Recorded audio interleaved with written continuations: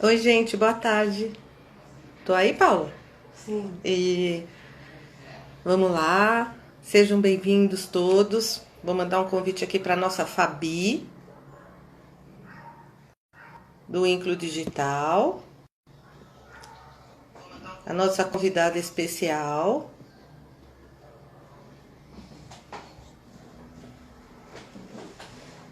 Inclutopia. Vamos lá, Fabi. Fabi, nós vamos conversar hoje sobre educação inclusiva com uma das maiores especialistas que a gente tem aqui no Brasil sobre o assunto. Vamos aguardar um pouquinho, que a Fabi já deve estar entrando.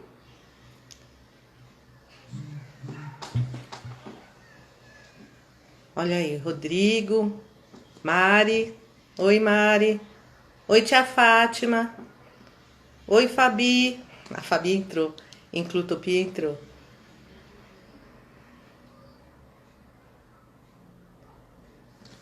Vamos lá.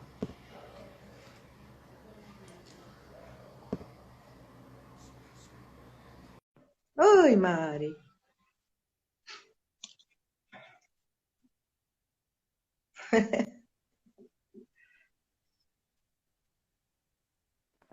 Oi, Fabi. Olá! @Inclutopia. Olá, que bom, tudo certo, tudo conectado.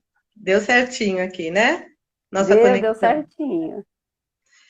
Então, muito obrigada, primeiramente, por ter aceitado o convite da Cresce e Eve Hum, para conversar um pouquinho com a gente sobre a inclusão escolar da pessoa com deficiência. Bacana. E eu queria que você começasse apresentando para a gente, e falando um pouquinho do seu percurso nessa área, para a gente conhecer um pouquinho melhor você.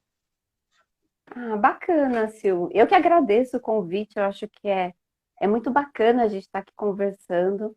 Sei que é um momento importante, né, para muitas famílias, muitos profissionais que estão buscando esse tipo de conhecimento. E a gente precisa mesmo, né, falar e trocar essas informações. Então, o prazer é muito grande de estar aqui com vocês. Que bom que a gente conseguiu fazer esse momento. Então, vou me apresentar para quem não me conhece. Meu nome é Fabiana, eu sou Fabiana Leme. Eu sou professora, sou pedagoga. A minha formação é na área da deficiência intelectual, a minha habilitação, né, e da deficiência auditiva. E eu trabalho na educação inclusiva há mais de 20 anos, no apoio lá em sala de aula regular. Estou conversando com os professores, com os familiares, sempre na escola pública. Eu trabalho muito voltado para o ensino público. Enfim, né, essa é a minha formação. E trabalhar com a formação de professores e de pais e levar informação é o que eu gosto. Então, acho que, né, deu para conhecer um pouquinho aí o meu percurso. Tá, joia? Eu queria iniciar nossa conversa trazendo alguns termos cuja definição é importante a gente compreender, né? Que são os termos de exclusão, Uhum. integração e inclusão. Você quer falar um pouquinho para a gente debater um pouquinho o que a gente pensa sobre eles? Ah, eu acho que é legal, Sil, alinhar esses termos, né? Porque quando a gente fala de educação inclusiva, a gente precisa pensar no contraponto dela, que é a exclusão, né? Não é o movimento na educação, por exemplo, ele não é naturalmente inclusivo. A escola, quando ela foi pensada lá no século XVI, por exemplo, XVII, ela nunca foi feita para todos. Foram as lutas, né, tanto por exemplo, a categoria das mulheres, elas eram excluídas, elas tiveram que lutar por muita coisa. Hoje nós temos os migrantes, nós temos pessoas socialmente excluídas e as pessoas com deficiência também fizeram um movimento muito forte, muito importante para ter acesso à educação, não é? Então, a palavra exclusão é tudo que sai quando você não é atendido nos seus direitos fundamentais, né, da questão do humano, né, os direitos humanos. E nós ainda convivemos com situações de exclusão em diversos níveis, não só a pessoa com deficiência. A partir desse movimento, né, de luta pela a inserção na escola regular, você teve década de 90 no Brasil, foi mais forte, aqui no século passado. É estranho, né? Falar século passado é Século uma coisa passado. meio estranha, mas no século passado, um movimento muito forte de integração. Então, foi um primeiro momento de pensar, né, na entrada da pessoa com deficiência na escola, mas ainda com um movimento muito ainda de socialização, né, para que ele pudesse estar no ambiente. Não se pensava no acesso, mas a garantia da qualidade de ensino ainda não era o forte.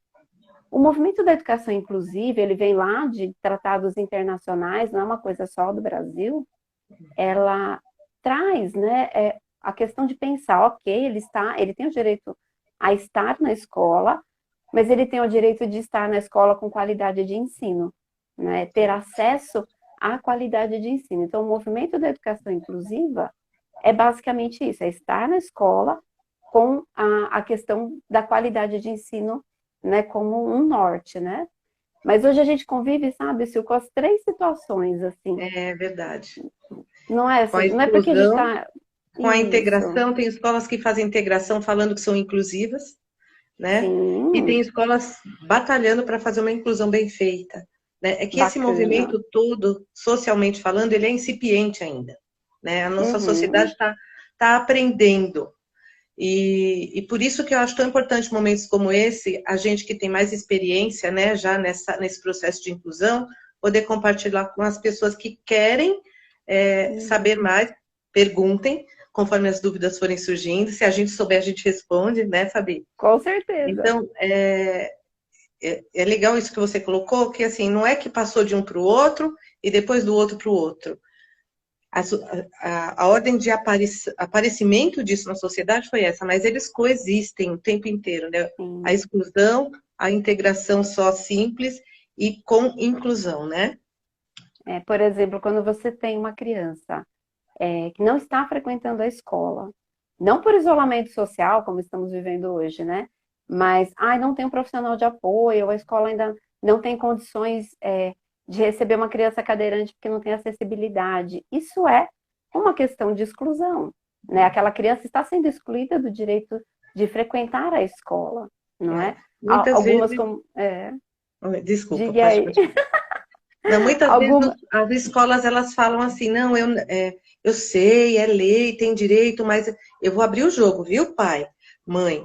A gente Uhum, não se sente habilitada, a gente não está capacitada. Quiser matricular, matricula, mas a gente não sabe ainda como trabalhar. Então, assim, sim. ela se coloca numa posição passiva, de não procura, né, de Uhum, ajuda e de estudo, e que tem bastante gente oferecendo, né, tipo eu, tipo você, né, sim. e simplesmente coloca essa posição como fechada para a família, né, é uma escola excludente, né, E é ainda. complicado porque realmente é um movimento que não. Nós não temos uma resposta, nós temos um norte, a gente tem uma bússola. Mas os caminhos para ter uma escolaridade bacana para esse aluno, eles são diversos mesmo. Então, é um percurso de muito estudo e de muito compartilhamento de informação. É isso que você falou. Momentos como esse são muito importantes, porque as pessoas vão aprendendo como fazer, né? É na prática, você vai estudando, aplicando, trocando, e é uma construção, né? É muito bacana. Eu andei ouvindo alguns vídeos que você postou e eu achei legal Uhum. uma frase que você diz, que é que a educação inclusiva ela é para todos e não apenas para as crianças com deficiência. Eu queria que você falasse um pouquinho sobre essa sua fala para a gente. Então, é interessante observar, quando a gente fala na educação inclusiva, nós estamos colocando toda a diversidade que nós temos na escola. A escola, como eu disse lá no começo, né, ela tinha uma mentalidade de encaixotar os alunos. Então, ela sempre trabalhou, por exemplo, com alunos modelo, né? Tudo que saía um pouco do modelo, ele era convidado a se retirar da escola. Eu tenho até um exemplo meu mesmo, porque no primeiro ano, lá na minha primeira série, eu não me encaixava muito nos modelos, eu acho que eu dei algum trabalho a nível de comportamento, eu tinha um comportamento, eu era muito bagunceira, né? Eu tinha algumas questões nessa questão do comportamento, E eu fui encaminhada, por exemplo, para uma escola especial, né? Porque o meu comportamento não era do contexto esperado para alunos de primeiro ano, né? Que na época a gente tinha 7 anos. Hoje os nossos primeiros anos são mais novinhos. Então a escola tinha uma tentativa de padronizar. Mas a diversidade nós temos cultural, a diversidade hoje da questão da imigração, a questão da linguagem, nós temos a questão da deficiência. Quando a escola começa a aprender todo esse movimento, todos saem ganhando, né? Porque quando você tem acessibilidade, pensar na acessibilidade, não só de rampa, mas de conteúdo, todo mundo sai ganhando. O que é fundamental para um aluno com deficiência vai ser muito importante para o outro. Pensar, por exemplo, num recurso de tecnologia, por exemplo, que vai dar um acesso a essa criança ter um outro jeito de aprender. É fundamental para aquele aluno e também é importante para o outro, né? Traz um outro sentido para a educação, um outro jeito de pensar. E a educação inclusiva provoca isso todo dia, né? Porque ele põe à prova os métodos, põe à prova a nossa forma de ensinar, a nossa forma de pensar, né? Por isso que eu Que tem penso que que ela é ser para todos. reconstruída o tempo todo. É, E vamos conversar um pouquinho sobre os papéis de cada um dos agentes no processo de inclusão escolar, né? Desde o poder público, passando pela hum, escola, a família, a comunidade e os outros estudantes, todos os estudantes, né? sim. Eu acho que essa questão dos papéis ela é bem importante. Então vamos começar lá com o poder público. Todo esse movimento mais intenso de educação inclusiva, e a gente começa as primeiras políticas em 2001, mas eu digo política pública, né?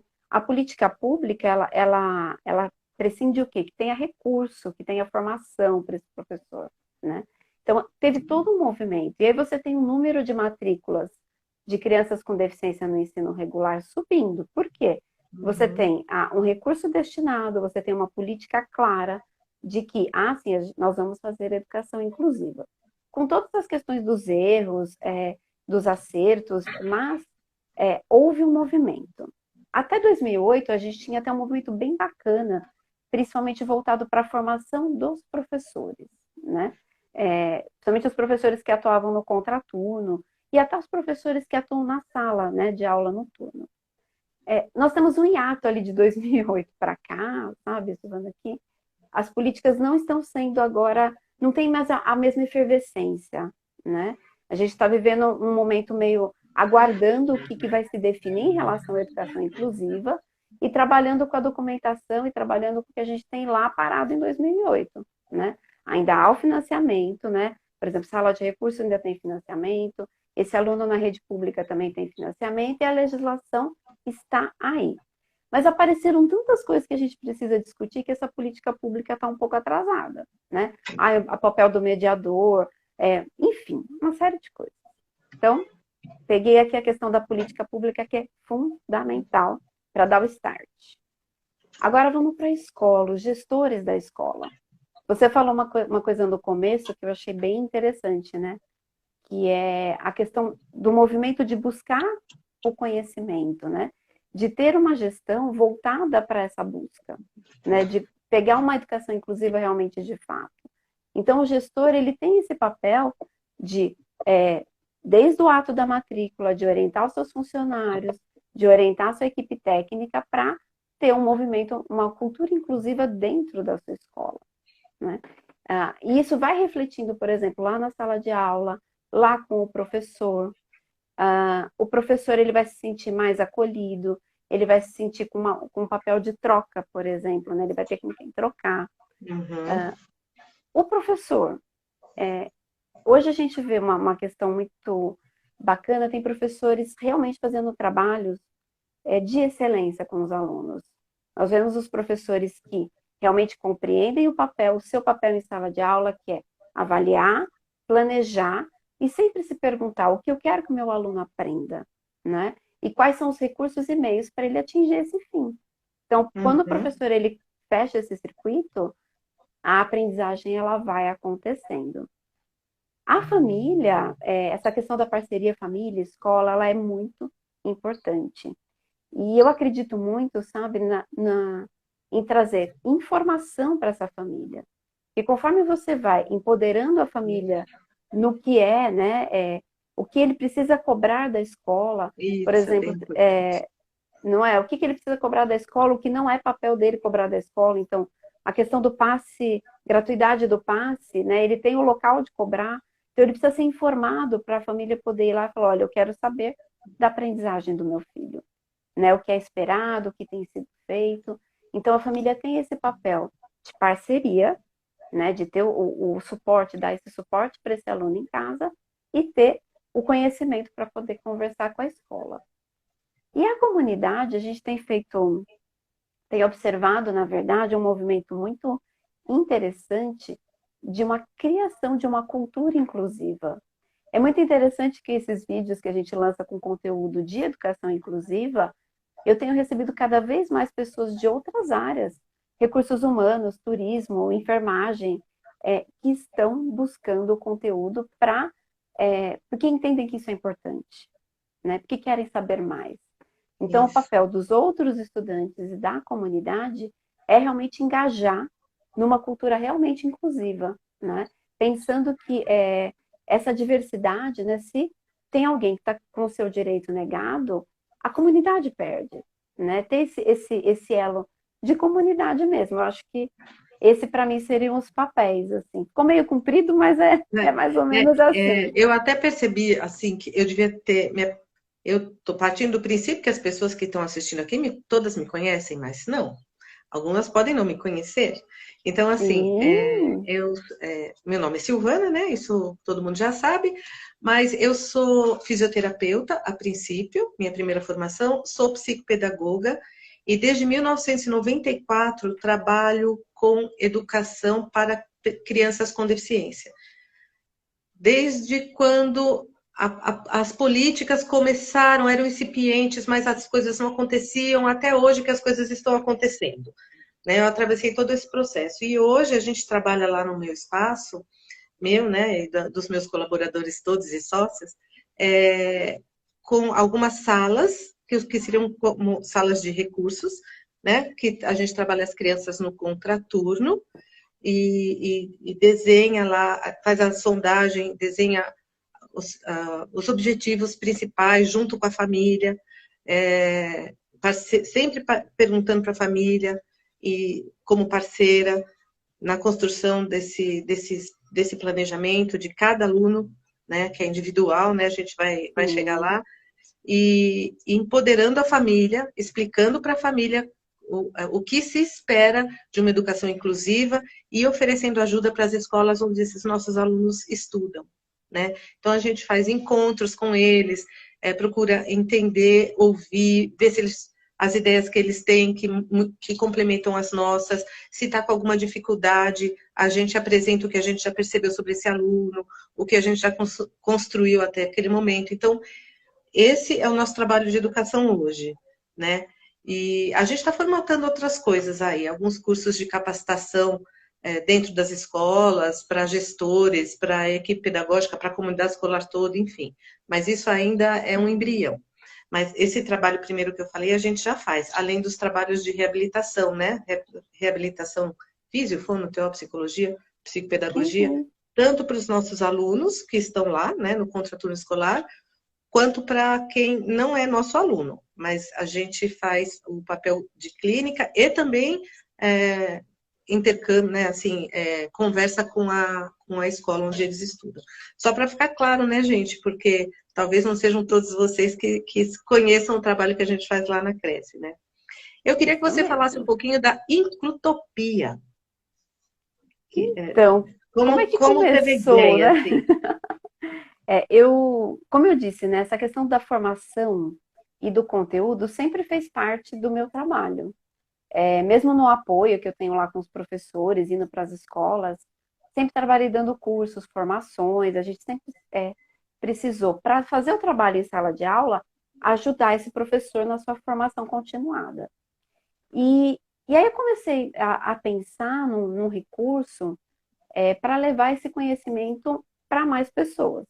Hoje a gente tem, por exemplo, a questão do blog, então a gente alimenta essa questão do blog, mas eu comecei um trabalho via WhatsApp, né? pensando que hoje você tem a população brasileira, mais de 95% tem um smartphone, né, com acesso Uhum. aí a uma internet, né, às vezes pega um Wi-Fi aqui, outro lá, nem que ele não pague uma internet muito potente, mas normalmente os pacotes do WhatsApp é liberado, né? E um notebook, um computador, às vezes a pessoa não tem. Então a gente começou a fazer um trabalho de divulgar conteúdo, dicas, e foi muito interessante ver a disseminação desse material em cada cantinho do Brasil. Tem algumas pessoas que estão até fora do Brasil, mas foi muito interessante chegar lá num sertão, né, ou lá no interiorzão, que a pessoa consegue fazer um curso, né, ter uma metodologia de estudo, estudar pelo WhatsApp é possível. No começo as pessoas estranham um pouco, como assim, né? Mas é possível, é como um curso, né? Vocês estão na minha sala de aula, mais ou menos assim. E a Eclutopia nasceu disso. Pensar no processo de formação, pensar num conteúdo de qualidade, num conteúdo que a gente produz mesmo, né, a partir das dúvidas.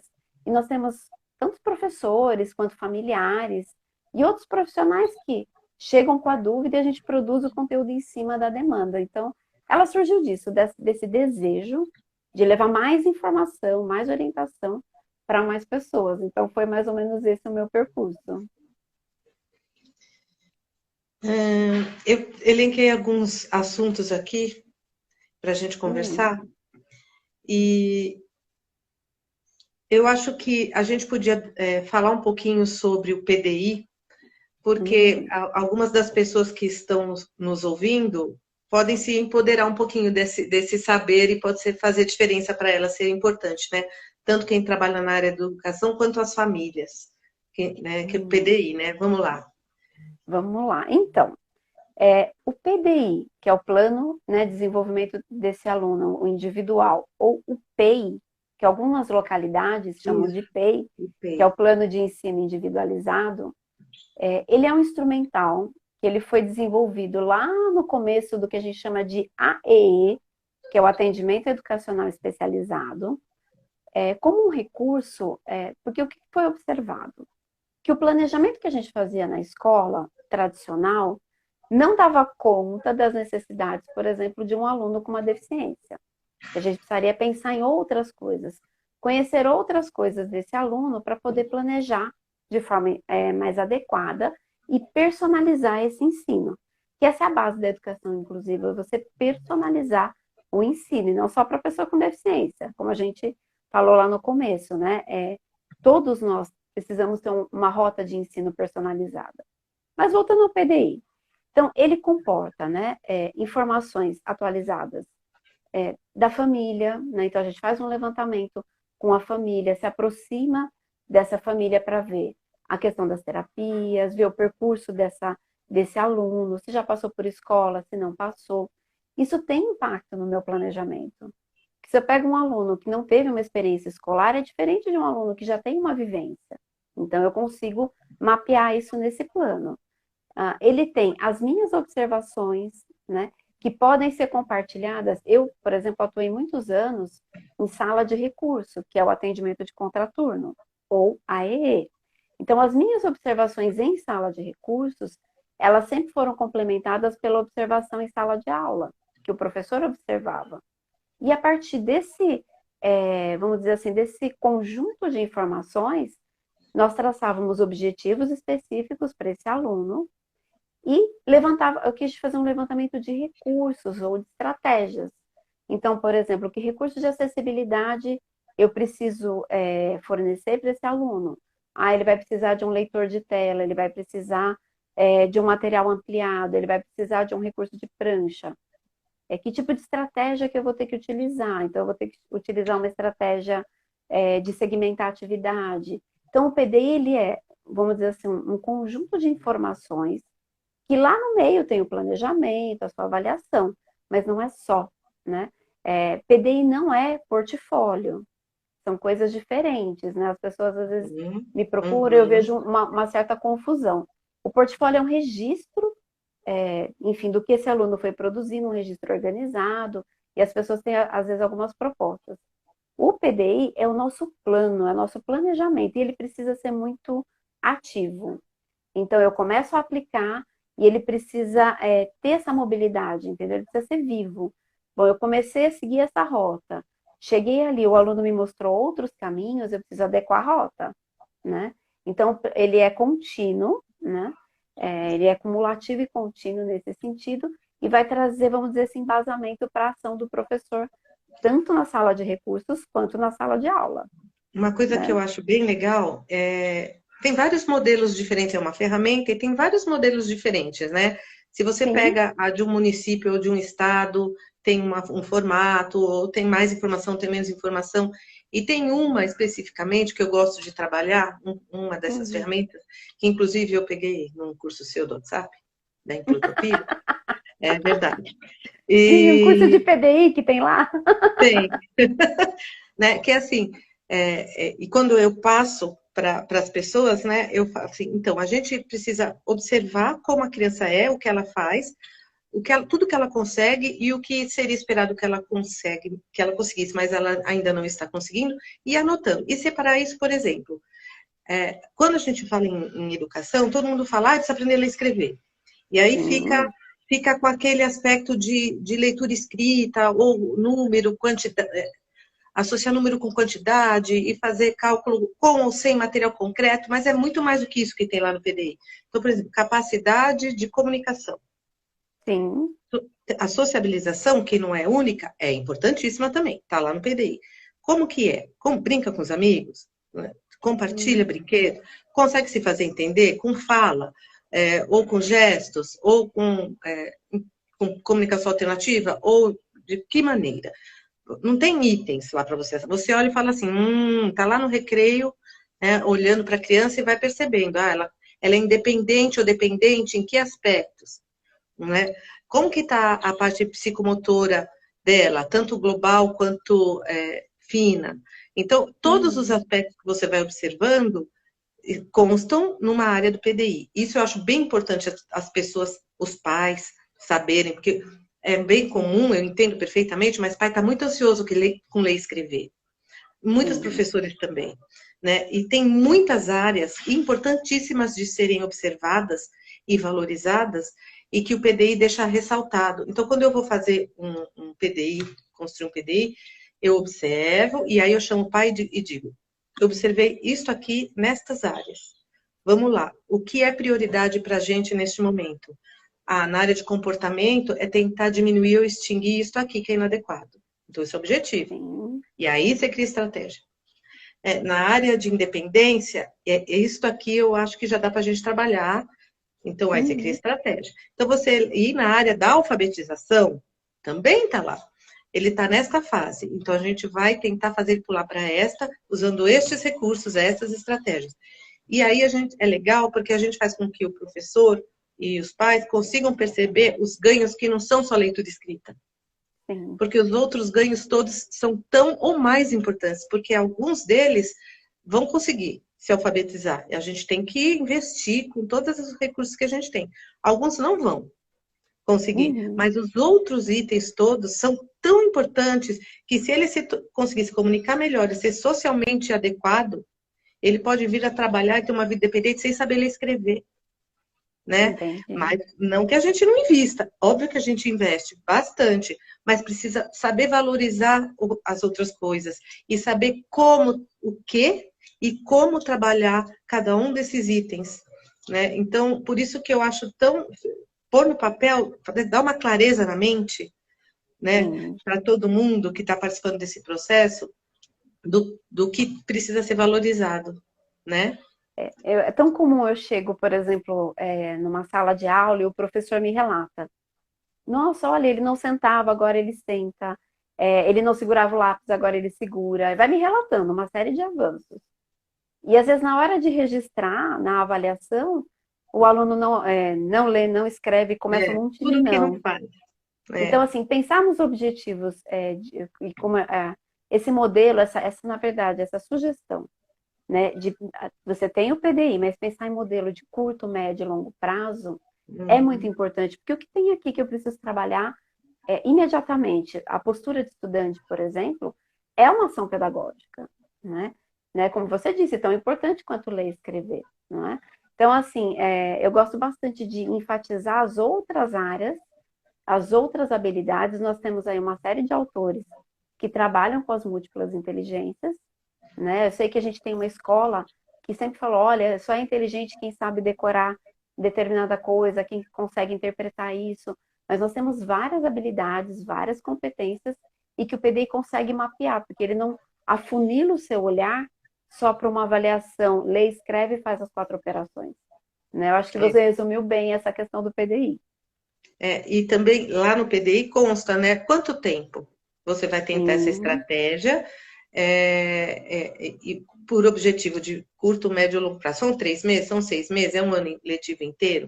E de quando sim. em quando senta e rediscute aquilo, porque você não precisa esperar dar os 6 meses para perceber que não está funcionando daquele jeito.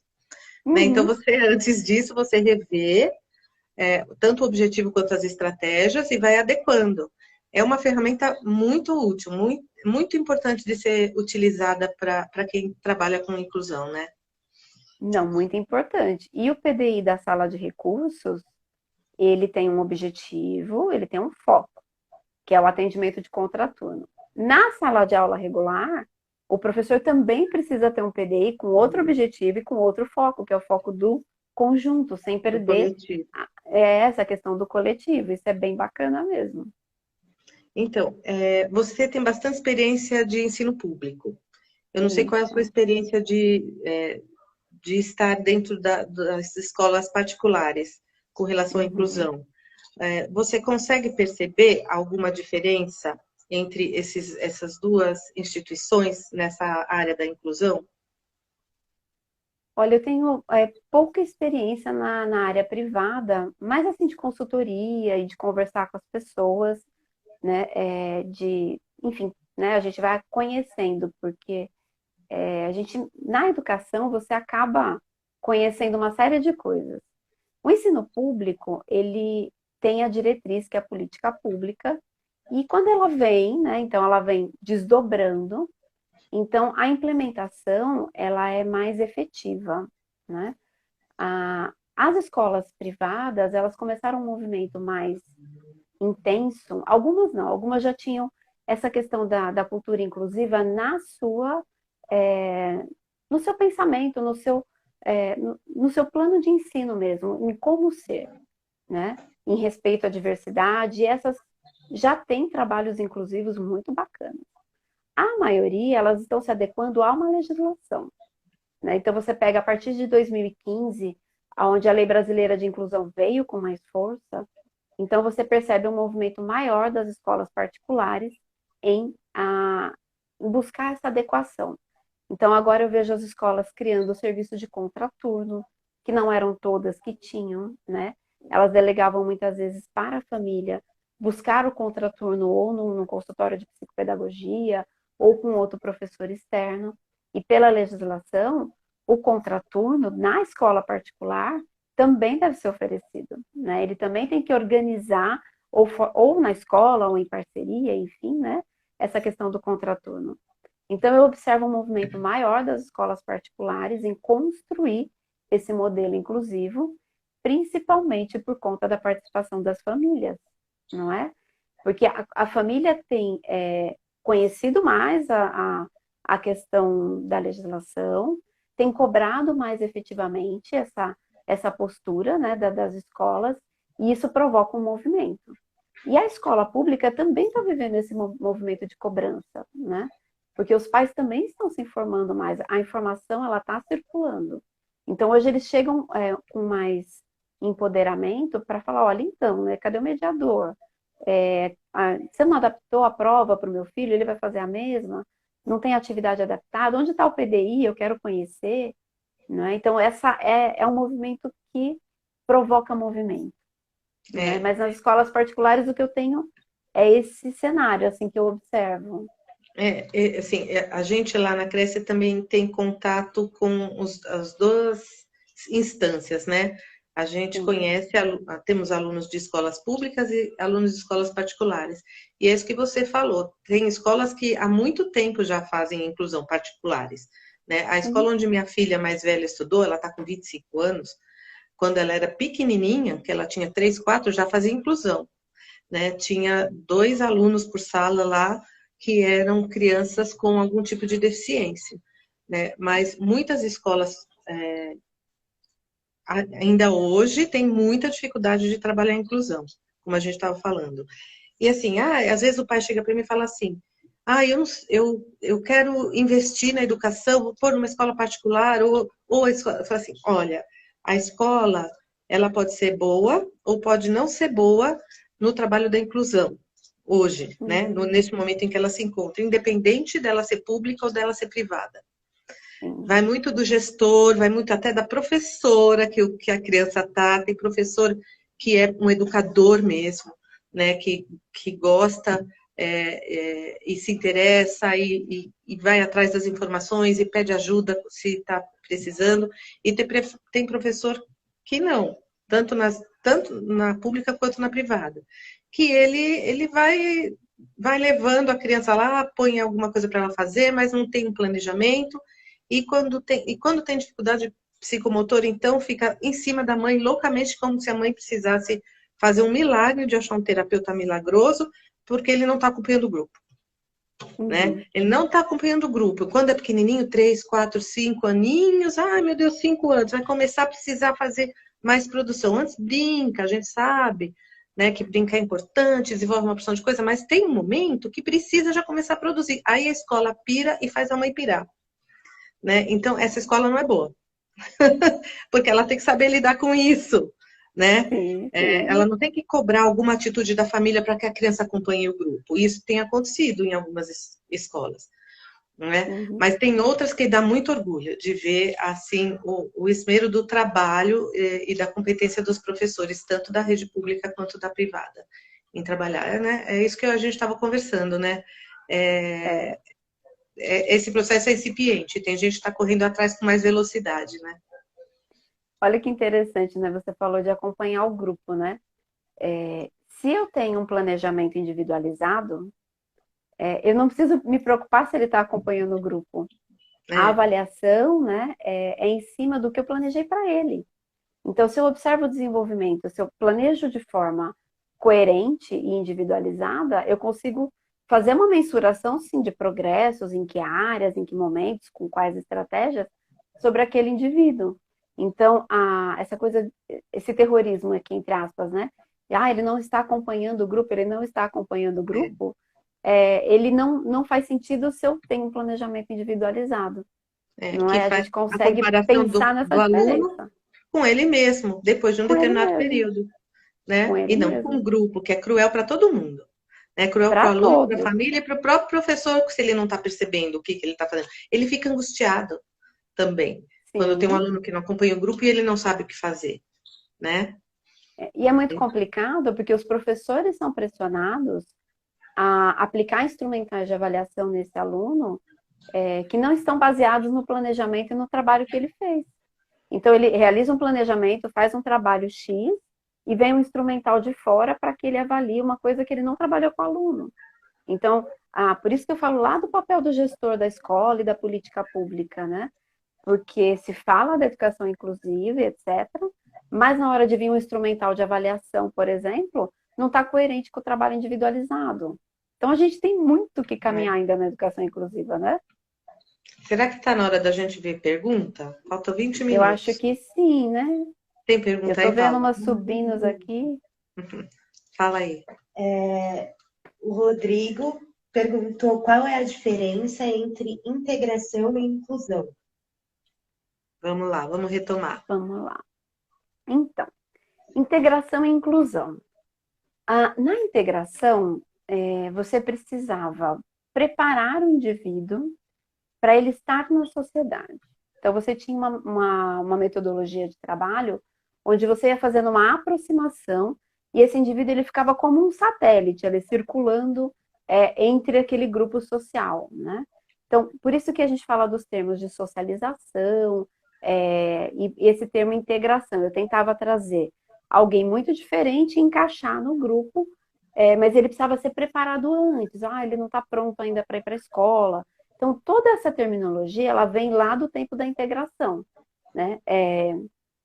As salas especiais, por exemplo, dentro das escolas públicas. era uma sala de aula na escola pública, onde as crianças com deficiência estudavam só entre elas aqui, né? E você tinha salas com diferentes idades, diferentes deficiências, numa forma de preparar o indivíduo para ir para a sala regular.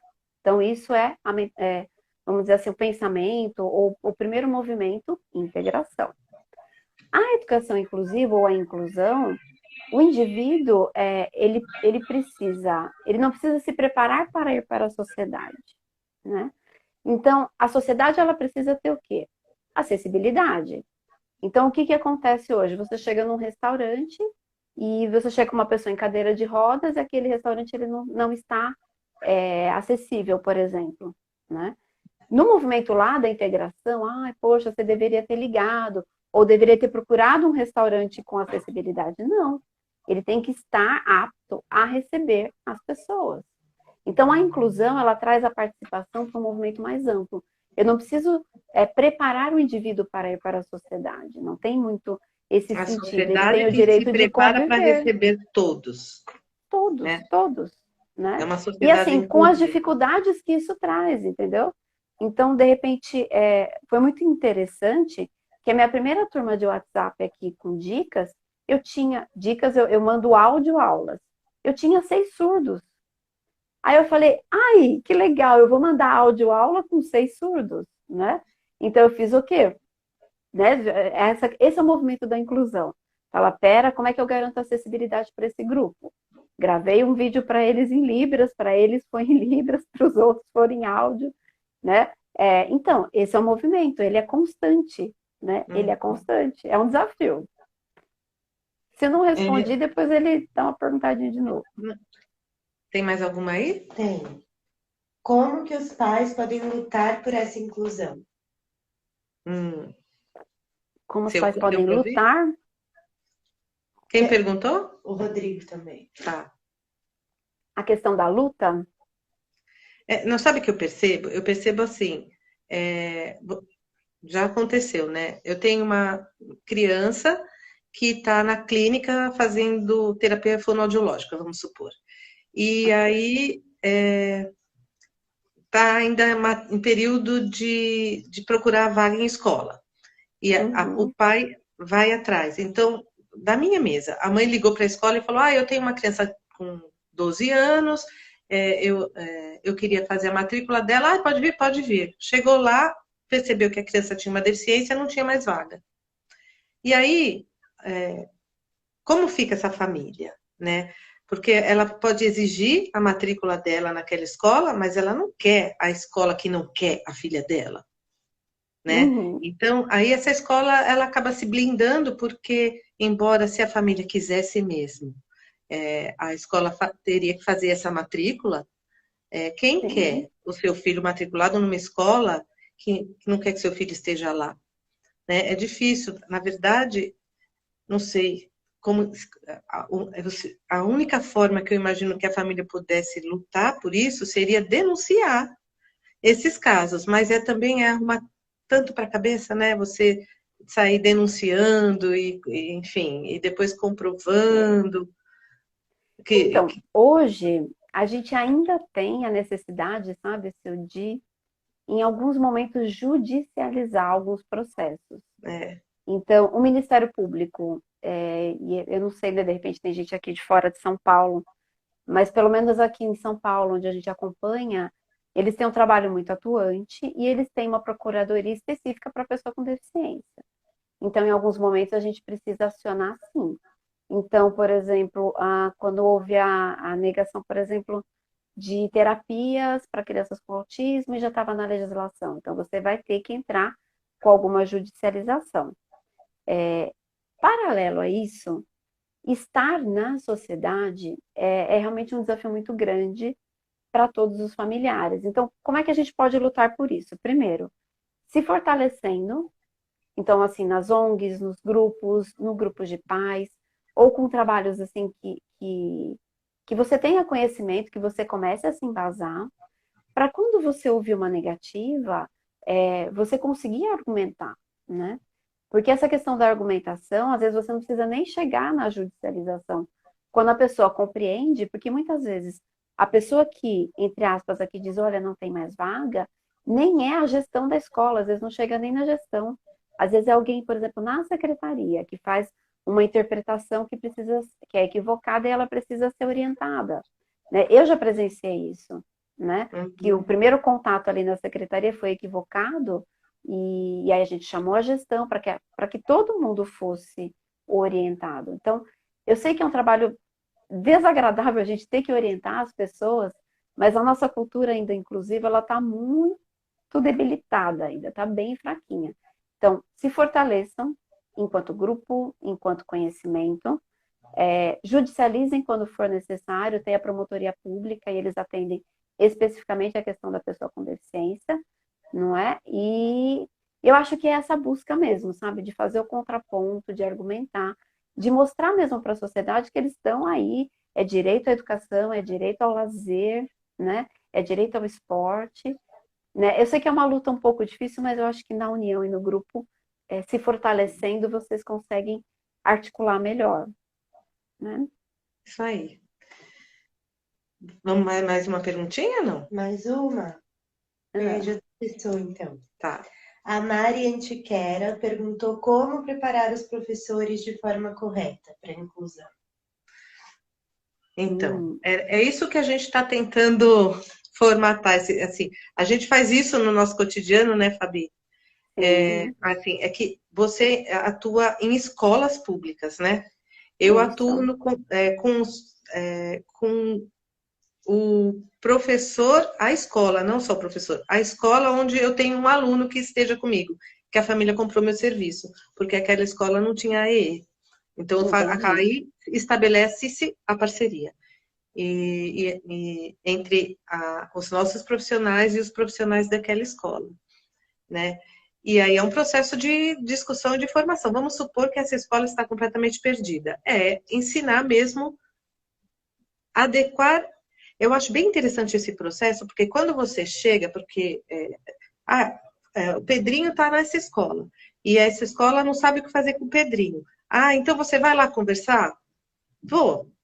Né? E tem que chegar com muito cuidado, porque a escola está toda, as pessoas estão todas armadas quando você chega, muitas vezes, né? Essa é a minha experiência, talvez seja diferente da sua.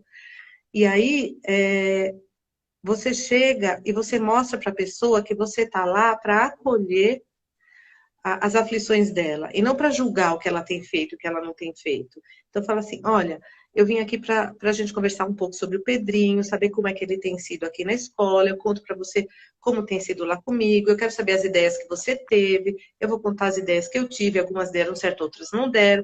Aí você vai quebrando o gelo e até que ela se sente à vontade de pôr as angústias dela lá, você valida, porque é angustiante mesmo para a pessoa que não tem o saber, né? Ela fica angustiada, você valida todos os sentimentos dela, as tentativas, os acertos, e dá ideias. E quando você dá ideia, aí você traz assim, então, se você quiser, a gente pode marcar um encontro para a gente falar um pouco mais profundamente sobre uma ferramenta muito legal, que é isso aqui. Aí já introduz o PDI, né? Entendi. Porque se você chega, que nem um general, digamos assim, né? Falando, o que você faz? Você faz adaptação? Aí não dá. Aí a pessoa vai falar que faz tudo, né? Ela vai falar que faz tudo. Ou então, eu não posso fazer... Aí a gente entra num outro conceito importantíssimo, que eu não posso deixar de abordar. Ou então ela fala assim, não, eu faço igual todo mundo, porque senão é preconceito, né? E não é. Se eu faço diferença dele, aí ele vai sentir que está sendo diferente dos outros. E isso não é bom. Eu trato ele igual aos outros, eu dou para ele a mesma coisa que eu dou para os outros. E eu vou puxar daí o gatilho para a gente conversar um pouquinho sobre o conceito de igualdade e o de equidade. Né? Esse conceito é bom. Então, eu acho que eu concordo com você nessa questão da acolhida, né? Eu entro em sala de aula, né, diariamente com várias escolas, olhando lá no dia a dia mesmo, com o professor, em conjunto com o professor, eu fui professora itinerante, né, mais de 20 anos. E a função do professor itinerante é ir lá na escola regular e fazer esse trabalho no miudinho. E realmente a angústia, ela é grande.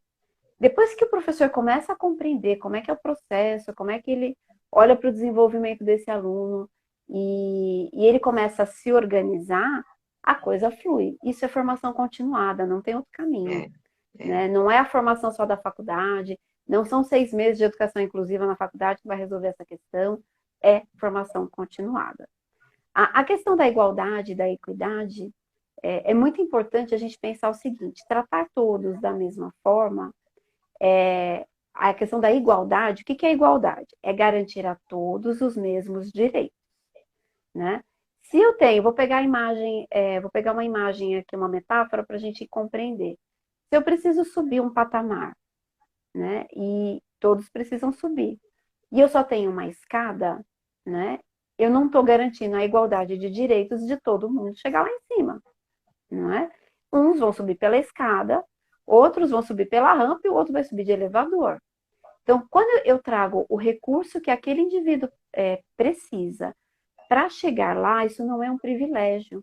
Isso é um conceito chamado equidade, né? Onde eu garanto, a garantia de acesso, né? Independente do recurso que eu utilizo. Se eu preciso de uma rampa, vou pela rampa. Se eu preciso de uma escada, vou pela escada. E quem garante que esse recurso que eu estou achando aqui, a rampa, o elevador, entre aspas, um privilégio, amanhã eu não vou precisar? Quem garante que eu depois a situação não inverta e quem vai precisar desse recurso para ter a igualdade de chegar lá serei eu, por exemplo. Então ele tem direito ao mediador e o outro não, né? Que recurso é esse que ele precisa para ter a garantia do direito à aprendizagem? Não é? É pontual, né? É porque, assim, a gente precisa, às vezes, abrir os horizontes do educador quando ele fala, não, eu dou a mesma coisa, é igual, a apostila é igual, é tudo igual. Assim, então, mas o que precisa ser igual é a condição de aprender. Se o coleguinha consegue aprender este conteúdo, então você dá este conteúdo para o coleguinha, ele tem condição de ir bem, de tirar o 10 dele. Este aqui, onde ele está? Que conteúdo você precisa dar para que ele tenha condição de também tirar um 10 dele? Né? Uhum. E isso aí você dá a mesma oportunidade de sucesso para os dois. Essa é a equidade.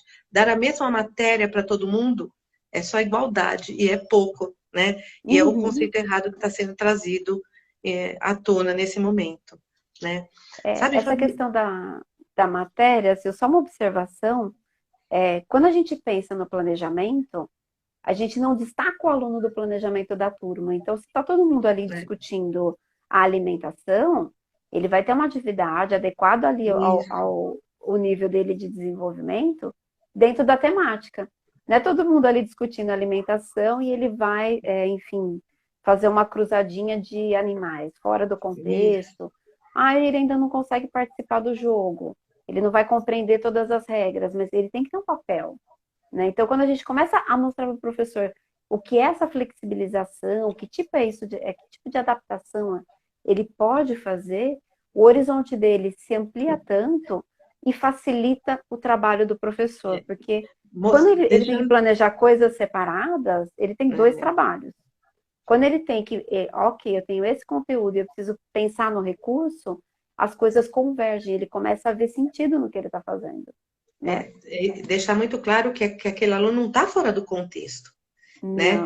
Você só precisa de outros recursos, ou às vezes de outro grau de dificuldade, mas é naquele mesmo contexto, no exato contexto dos outros alunos. Né? Sabe que tem muita coisa que a gente eu queria discutir e não vai dar tempo, porque nós temos 6 minutos, que é a alfabetização funcional, que a gente acho que vai ter que marcar uma outra conversa, só para o pessoal que está ouvindo entender. Aquela criança que vem sendo trabalhada para ser alfabetizada desde pequenininha e foi passando de série, né? E aí, quando ela já está lá mais velha, está com 12, 13 anos, ela ainda não está alfabetizada. Como a gente trabalha com essa criança? O que é desejável ser trabalhado? De que maneira? Para quê? Com que objetivo? Com essa criança que já não é mais criança, que já é um adolescente, ou já está mais velho. Que é o conceito que eu queria trazer aqui com você hoje também, e fica só o gostinho, porque não vai dar tempo. Eu acho que a gente deixa um gostinho para a próxima, né? É, tem pergunta ainda, Paula? Tem. Então, deixa eu ver. Eu acho que a gente faz mais uma pergunta. Faltam 5 minutos para dar 1 hora. Legal. E então eu ia falar do papel do pai como mediador agora nessa época de pandemia também. Ai, gente, me dá 2 horas. A gente marca um outro, tem que ser breve, porque a pandemia está acontecendo agora, para a gente falar um pouquinho desse papel, né? Porque ser mediador para qualquer um não é ir lá e ajudar só, tem que saber o como e o porquê, e até onde ir, onde não ir, né? A partir daqui eu espero. Né? Então, assim, é uma coisa que a gente precisa retomar mesmo, assim, Sim.